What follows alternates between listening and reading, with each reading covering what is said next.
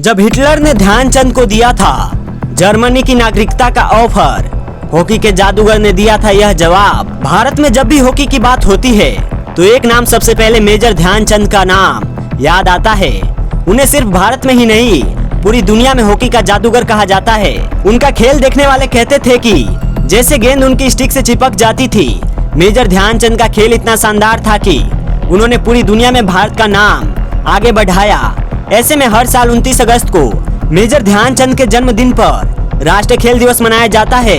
यह दिन हमें याद दिलाता है कि खेल हमारे जीवन का जरूरी हिस्सा है और ध्यानचंद जैसे खिलाड़ियों से हमें देशभक्ति, अनुशासन और मेहनत की प्रेरणा लेनी चाहिए। ध्यानचंद जी का जन्म 29 अगस्त 1905 को इलाहाबाद में हुआ था। उनका असली नाम ध्यान सिंह था, लेकिन बाद में वे दुनिया भर में ध्यानचंद के नाम से मशहूर हो गए।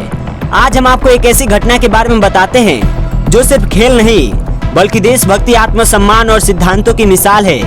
यह घटना है उस वक्त की जब जर्मनी के तानाशाह हिटलर खुद ध्यानचंद के खेल से इतना प्रभावित हो गया था कि उन्हें जर्मनी की नागरिकता और सेना में ऊंचा पद देने का ऑफर दे डाला। ऐसे में चलिए जानते हैं, जब हिटलर ने ध्यानचंद को जर्मनी की नागरिकता का ऑफर दिया था तब हॉकी के जादूगर ने क्या जवाब दिया था। ध्यानचंद की हॉकी यात्रा और हिटलर का ऑफर। ध्यानचंद ने 14 साल की उम्र में हॉकी खेलना शुरू किया था। सेना में भर्ती होने के बाद उन्होंने सेना की हॉकी टीम के लिए खेलना शुरू किया। वहाँ उनके खेल ने तेजी से सबका ध्यान खींचा। रात में चांद की रोशनी में घंटों प्रैक्टिस करते थे, इसलिए उनके दोस्त उन्हें चंद बुलाने लगे। यहीं से उनका नाम ध्यानचंद पड़ा।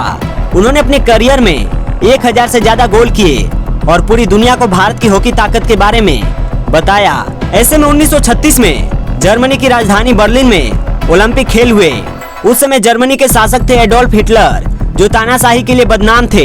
ध्यानचंद ने उस टूर्नामेंट में ऐसे खेल का प्रदर्शन किया कि हर कोई उनका दीवाना बन गया।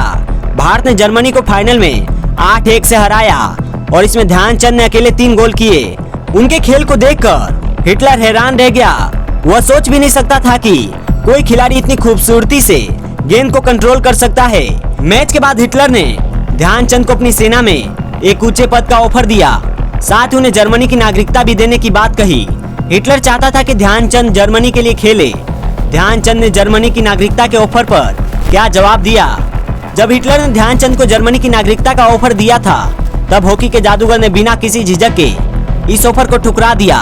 उन्होंने हिटलर से कहा, मैंने भारत का नमक खाया है, मेरा देश भारत है और मैं वही ठीक हूँ। इस एक जवाब ने यह साबित कर दिया कि ध्यानचंद सिर्फ एक महान खिलाड़ी नहीं बल्कि एक सच्चे देशभक्त भी थे। हिटलर के ऑफर को ठुकरा कर ध्यानचंद ने यह दिखा दिया कि एक खिलाड़ी सिर्फ मैदान पर ही नहीं देशभक्ति में भी सबसे आगे था। जब भारत स्वतंत्र नहीं था तभी उन्होंने तिरंगे का सपना देखा और एक दिन वह सपना पूरा भी हुआ। ध्यानचंद को 1956 में पद्म भूषण से सम्मानित किया गया था। उन्होंने 16 साल की उम्र में सेना ज्वाइन की थी। आज के टाइम में 35 की उम्र में खिलाड़ी संन्यास ले लेते हैं, लेकिन ध्यानचंद ने 43 साल की उम्र में भी अपने हॉकी का जादू दुनिया को दिखाया। 1948 में पूर्वी अफ्रीका के दौरे में उन्होंने 52 गोल किए